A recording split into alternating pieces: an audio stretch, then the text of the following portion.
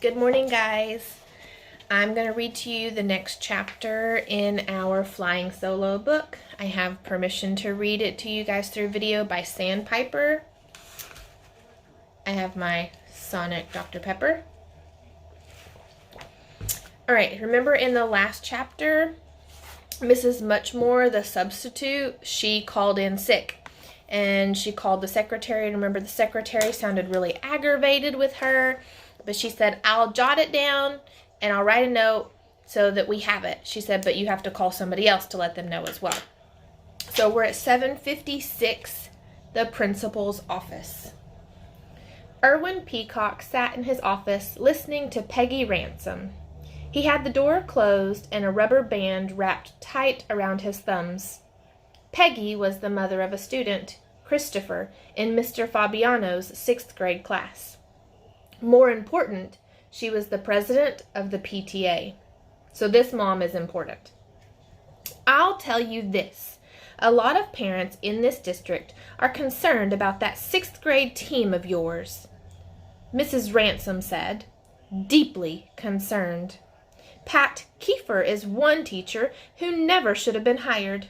Sally Walker is in that class. Her mother is a close friend of mine. And according to her, Pat Kiefer does not teach.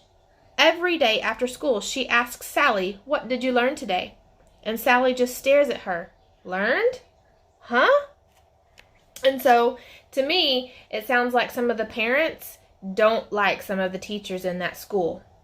Or possibly, since that student couldn't tell her mom or dad what she learned that day, maybe the students aren't listening. Mr. Peacock leaned forward and rubbed his temples. As a principal, he listened to lots of difficult parents, but there was nobody worse than Peggy Ransom. He dreaded his weekly chats with this woman with her Jaguar, her $500 leather jackets, the rings that sported enormous diamonds on both hands. This mom reminds me of Mr. Sussman. Remember how everything was never good enough for Mr. Sussman? So this mom reminds me of him because it sounds like to me that nothing is good enough for her. He closed his eyes.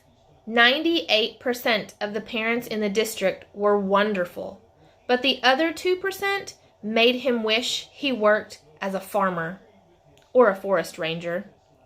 Dana Friedman is supposed to be your superstar, but she's gone to conferences half the time, Mrs. Ransom was saying.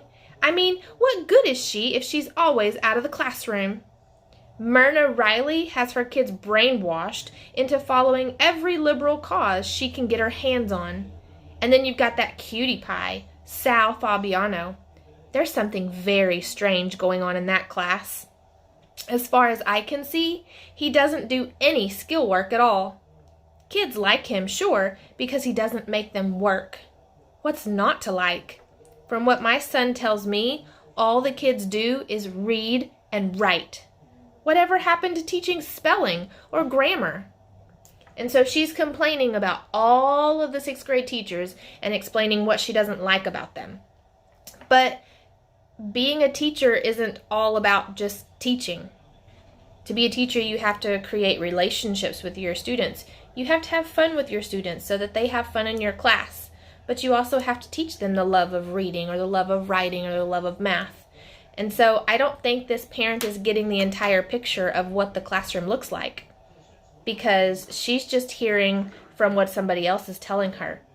I don't think she's really hearing how much these students love these teachers, because these teachers are what these students need.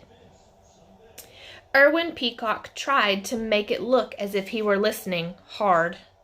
The woman's voice was about as pleasant as a chainsaw. He could feel it cutting into him. There's a simile right there. That her voice was as pleasant as a chainsaw. So let's think about that.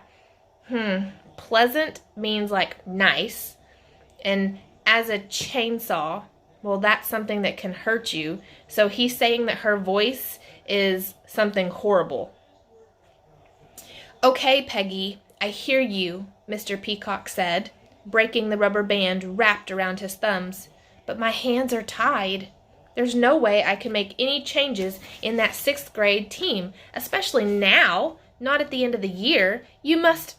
I think it's disgraceful, Peggy Ransom said, storming out of his office. She swept past Mrs. Pierce's desk and knocked a stack of phone messages onto the floor. One of the phone messages fell against the radiator where it got caught out of sight. Remember, Mrs. Pierce is the secretary. And this mom just knocked over a stack of phone messages. What could have been in that phone message? I've got a good mind to pull my son out of this place and put him into a decent private school, Peggy said loudly, where teachers understand the 3 R's and aren't afraid to teach them. Mr. Peacock called after her, I hope you don't, but you do have that right. And then thinking, I should only be lucky. And that's the end of the chapter. Let's think about the message that Mrs. Ransom just knocked over. Actually, it said that she knocked over a stack of messages. What did that secretary just take a phone call for? Who was supposed to come in and didn't? What do you think is going to happen to that message? I want you in the comments to predict. That means guess what'll happen. What's going to happen to that message? Are they going to find it? Are they going to have a substitute for that class now? Make a prediction in the comments and let me know. Remember, our STAR student competition, it depends on your comments. Okay? I'll see you guys tomorrow. Bye.